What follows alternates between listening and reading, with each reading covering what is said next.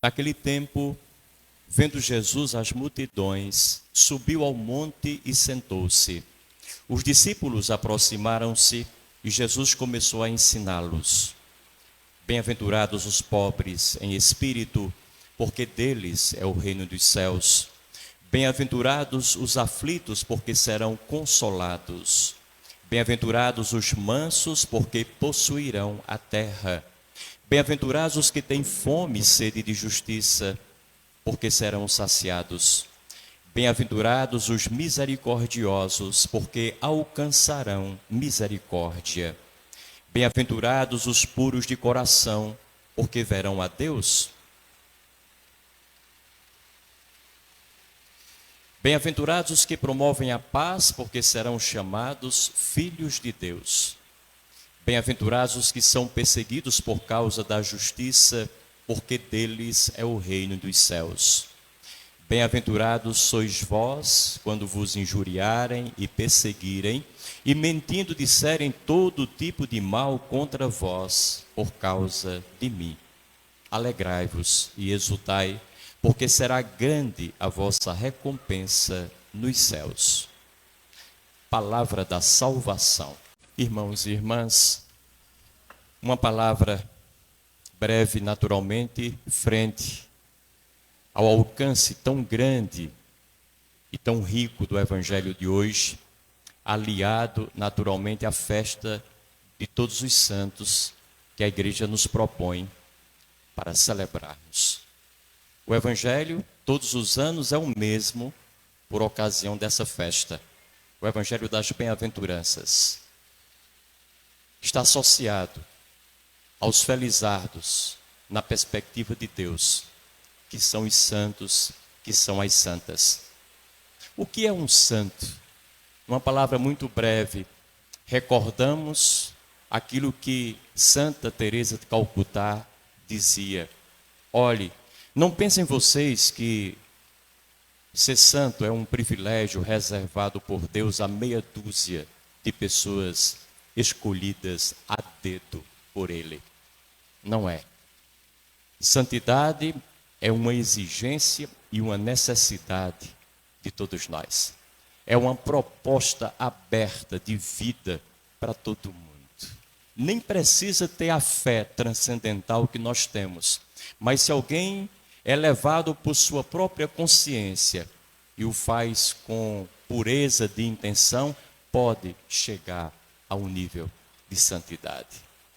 Humano, mas nessa vida tudo que a gente faz é humano.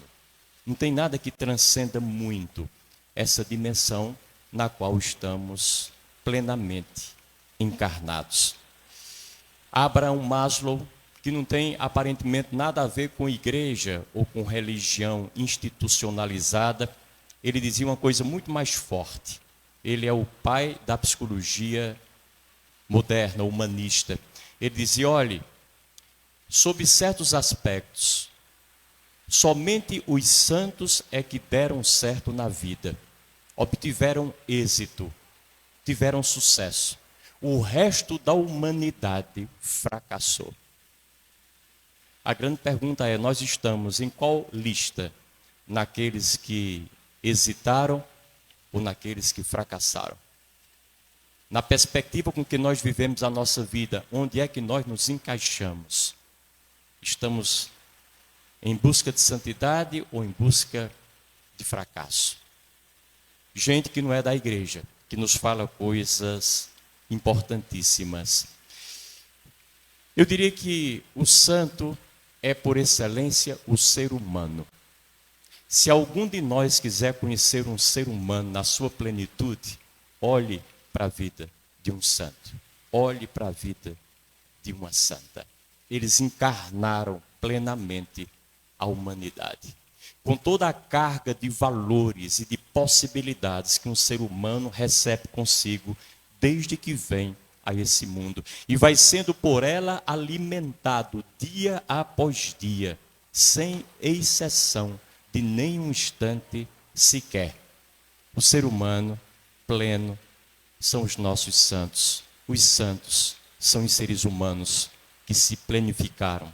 Então, procuremos conhecer a vida dos santos para conhecermos a nós próprios naquilo que é o máximo das nossas possibilidades esperadas e dadas por Deus. E eu diria não só os santos da tradição católica, que reconhecidamente são muitos e são valiosíssimos. Nós conhecemos alguns, celebramos outros, mas também os santos de outras tradições religiosas, porque em toda vertente religiosa tem gente santa, de um exemplo sem igual. Procuremos conhecer pessoas de nenhuma tradição, fora das tradições religiosas. Olhemos para pessoas que nós, quem sabe, cada um na sua vida, cada um fazendo retrospecto da sua caminhada, lá na infância, quem sabe conheceu um homem ou uma mulher que encarnaram a santidade. Eu conheci alguns, poucos, mas conheci gente na minha terra. Cada um tem as suas figuras que se tornam referenciais para si. Essas figuras são pessoas santas, que nos arrastam, que nos animam, que nos alegram, que nos estimulam, que às vezes nos envergonham com as suas atitudes tão nobres. E a gente, às vezes, com a intenção tão rasteira, tão baixa, tão indigna. Essas pessoas devem estar sempre à nossa frente e no nosso foco, sob a nossa visão, para que não nos percamos de nós próprios, olhando para quem de fato conseguiu dar um passo à frente da sua própria humanidade e nos leva a fazer o mesmo. Depois tem um aspecto importante nessa questão. A santidade não é uma coisa dada de forma definitiva e a priori, não.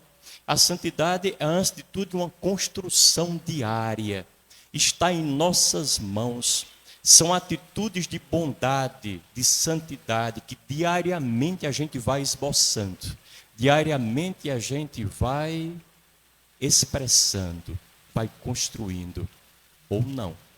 Então a santidade, em boa parte, é algo que depende exclusivamente de nós e das escolhas e opções que nós fazemos para viver, do modus operandi de realizar as coisas que nós realizamos, da perspectiva com que nós enxergamos e interpretamos tudo aquilo que nos vem ao longo dos nossos dias, dia após dia, sem cessar até o fim da nossa jornada.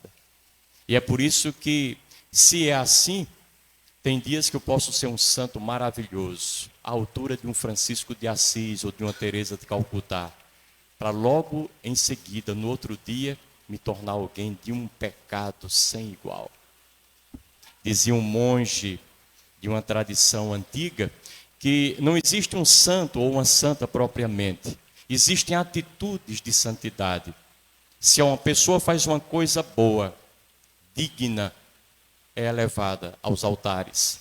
Se meia hora depois ela faz o que não presta, vai para os porões da humanidade, vai para o fundo mais profundo dos poços humanos. Mas a grande pergunta é: nós somos capazes de perseverar majoritariamente naquilo que é bom? Se assim o fizermos, a santidade não estará longe de nós, ainda que nós sejamos marcados pelo pecado e saibamos exatamente que pecado nós cometemos ao longo dos nossos dias. Uma coisa não elimina a outra. Os nossos pecados não são um obstáculo definitivo para a nossa santidade, para a nossa vida espiritual, para alcançarmos a Deus. Pelo contrário, podem ser a ferramenta, o instrumento, o canal que mais nós podemos utilizar para chegar aonde queremos chegar em termos de perspectiva e de crescimento espiritual.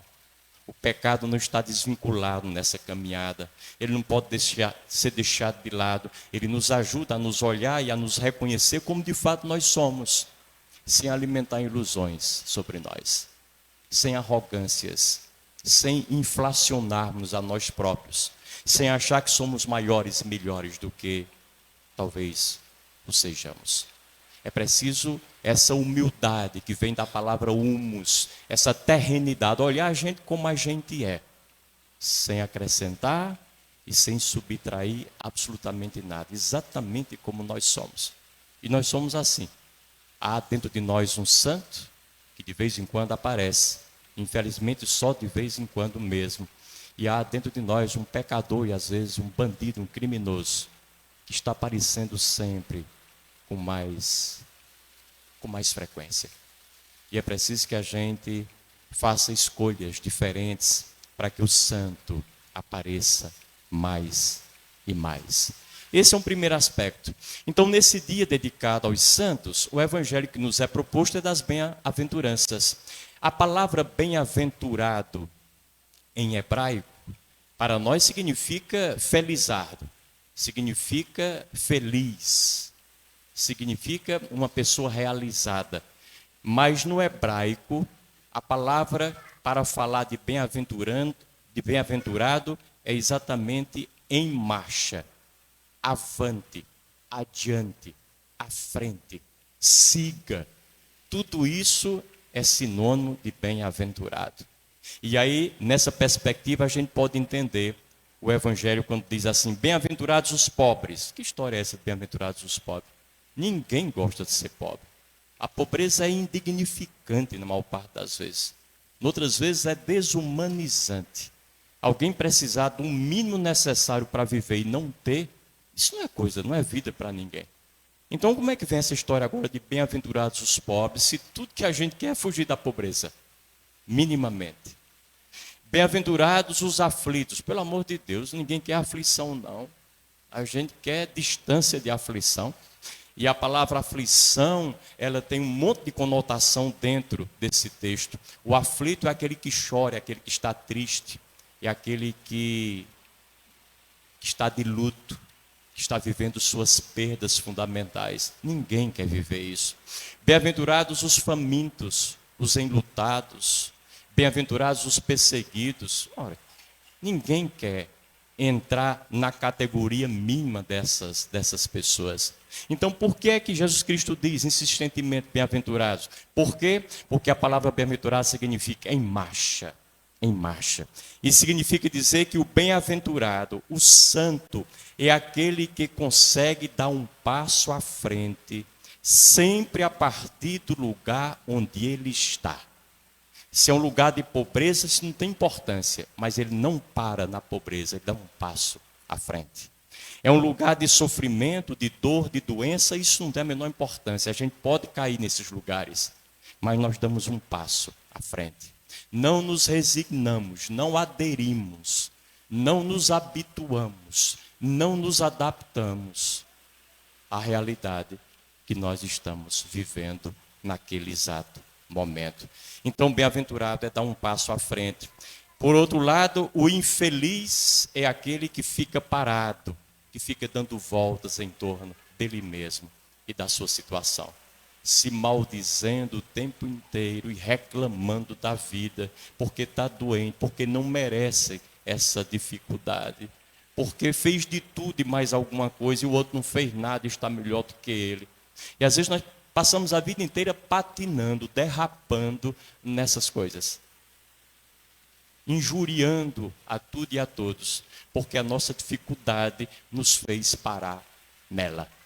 Mas se a gente é capaz de dar um passozinho só, tudo muda de figura. Na própria igreja, por exemplo, se você vem à missa e fica sempre aqui à frente, a sua visão vai estar condicionada a um determinado número de coisas, ao padre, mais algumas pessoas, ao altar. Mas se no outro dia você vem à missa e fica de um desses lados, a sua visão vai estar vendo, enxergando outras coisas que você antes não via. Se é lá no salão, a mesma coisa. Quando a gente dá um passo e sai do lugar onde a gente, às vezes de forma viciosa está, naturalmente a vida da gente cresce, ela se expande. E quando a gente sai e está no outro lugar, a gente tem possibilidades de, vendo outras realidades, configurar a vida da gente em termos de respostas, de reações aos problemas de uma forma diferente. E as questões que a gente não via solução para elas quando estava ali, quando está acolá, já vê soluções. É preciso não estar vinculado a uma vida pequena, miúda, de pobreza, de dor e de sofrimento, achando que é assim que mais sofreu Jesus, como dizemos nós. A vida é assim. Isso faz parte da vida, meu filho. Inclusive, qual é a sua idade? Isso é da idade. É da idade. Idade nunca foi doença. Há pessoas com 90, com 100 anos que estão saudáveis. Há pessoas com 40 anos que já estão com o pé na cova. A idade não é doença. Como nós a interpretamos, como nós vivenciamos cada dia, cada momento, cada instante, e as coisas que a vida nos vai trazendo, isso pode ser doentio, pode ser patológico, mas somos nós que o fazemos. A responsabilidade é nossa sempre. Não está fora de nós de maneira alguma. Ou seja, a pessoa feliz na perspectiva do Evangelho não é aquela que não tem doença, não é aquela que não tem problema, que não tem sofrimento, que não enfrenta dificuldade, e sim aquela que não para na sua doença, no seu sofrimento, no seu problema, na sua dificuldade. Sabe continuar sempre apesar disso tudo. Apesar disso. E eu diria até, não só apesar, mas por causa disso tudo. Se não houvessem esses obstáculos em nossa vida, quem sabe a gente não amadureceria, como amadurece muitas vezes. É preciso que haja esse obstáculo ali e acolá, que haja um certo impedimento, que haja uma certa resistência interposta entre nós e a nossa vida, e os nossos projetos, e as nossas possibilidades, e aquilo que nós sonhamos para nós, para que a gente abra os olhos e faça o que tem de ser feito. Nessa hora a gente deixa de ser infantil, filhinho do papai e da mamãe, excessivamente protegidos, e passa a ser gente grande, que age com a sua própria cabeça e caminha com as suas próprias pernas. Mas sem um obstáculo a gente vai ter essa dificuldade. E aqui está o segredo. Para a gente superar uma dificuldade, precisa antes aprender a lidar com ela. Enquanto ela estiver conosco, nós precisamos aprender a estar com ela. Porque nenhuma dificuldade aconteceu em nossas vidas por acaso. Assim apareceu. Eu vou ali e vou chegar perto daquele sujeito e não daquele outro. Cada um tem a dificuldade de que precisa para crescer. Nenhuma dificuldade é colocada a esmo. Ela tem uma direção. E não adianta dizer, não, isso não é para mim não, eu não mereço isso. A perspectiva é outra. Se veio para mim, é meu, é minha, me pertence. E sou eu quem vou ter que viver com isso. Não é meu vizinho, nem meu irmão, muito menos aquela pessoa de quem eu não gosto e acho que ela sim é que deveria estar vivendo esse mau momento. Não, essa dificuldade bateu na minha porta. Eu só tenho que abri-la e dizer, entre, vamos conversar. O que é que você quer me dizer e me ensinar que eu ainda não sei, pelo amor de Deus? E aí você começa a aprender. E quando esse diálogo vai até as últimas consequências, aquela dificuldade vai embora, se despede e talvez não volte mais nunca. Porque nós já aprendemos a lição que ela nos trouxe. Haverá outras dificuldades, teremos outros maus momentos, mas aquele já cumpriu a sua finalidade e a sua tarefa entre nós. Então é preciso que a gente aprenda a lidar com as dificuldades enquanto elas estão lidando conosco. Não como inimiga nossa, como algo ruim, como algo estranho a nós, ou algo que está fora de nós, uma espécie de adereço que não faz parte da nossa vida. Pelo contrário, as nossas dificuldades, via de regra, talvez sejam o lugar mais apropriado para despertar a nossa inteligência, a nossa sabedoria, a nossa inventividade, a nossa criatividade. O universo riquíssimo de dons, talentos, inclinações e potenciais que cada um de nós traz consigo. Um mundo de carismas que muitas vezes estão ali, todos recuados, adormecidos, entorpecidos. E aí quando vem a dificuldade, a gente diz, se eu não resolver, ninguém vai resolver por mim. Aí tudo que a gente tem de bom é potencializado em vista daquela solução que nós precisamos dar. Benditas as dificuldades, benditos os problemas, benditas as coisas que se nos obstacularizam em termos de caminhada. Precisamos dessas pedras, não só para tropeçar nelas, mas para que elas também sejam pedras, além de pedras de tropeço, sejam pedras de edificação, para pegarmos nelas, tirá-las do nosso caminho e colocá-las na parede, que é esse edifício que somos nós. Precisamos fazer isso urgentemente. Isso é o bem-aventurado. E é nessas dificuldades que nós podemos aprender a verdadeira força interior que nós temos. Porque na zona de conforto, todos nós já sabemos, não aprendemos absolutamente nada. Na sombra e água fresca, não vamos a lugar nenhum, a não ser a sombra e água fresca. Somente aquele confortozinho momentâneo, que nos deixa confortáveis por um momento, mas depois abre em nós um buraco, uma fenda, uma lacuna, um vazio do tamanho do mundo. Por quê? Porque quem fica muito na sombra e água fresca, nessa sua zonazinha de conforto, vai mais tarde saber que não está cumprindo a finalidade da sua vida. Porque ela não veio ao mundo para ser feliz. Que a grande bobagem que criaram e colocaram na nossa cabeça, e insistentemente o fazem ainda. Ninguém veio ao mundo para ser feliz. Ser feliz é pouco demais para a gente. A gente veio ao mundo para viver. E viver plenamente. O mais que nós possamos alcançar. E a vida é um pacote muito maior do que a felicidade. Dentro do pacote da vida tem felicidade e tem infelicidade. Tem alegria e tem tristeza. Tem dores, mas também tem prazeres. Tem muito dissabor, mas também tem muita coisa boa acontecendo. Quem for capaz de experimentar cada uma dessas coisas na sua unicidade, mas também na sua diversidade, e tocar o maior número possível delas, esse sim, está mais perto de cumprir a sua tarefa, a sua finalidade, na perspectiva com que Deus a imaginou para nós. Vivamos a nossa vida. Diversifiquemos a nossa vida, saibamos dar passos hoje, amanhã, depois de amanhã e sempre. Não paremos em nada, não nos contentemos com nada além do melhor que a gente possa dar e possa ser. É aquilo que dizia um grande filósofo dos nossos tempos, que todos os dias a gente tem que dar o melhor da gente. E se amanhã a gente tiver condições melhores, a gente faz melhor ainda. Todos os dias crescer. E eu digo de uma maneira diferente.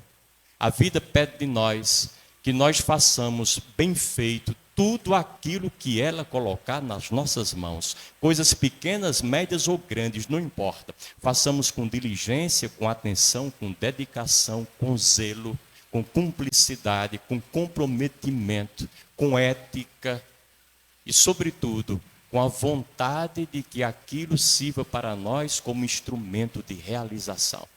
Não importa o quê.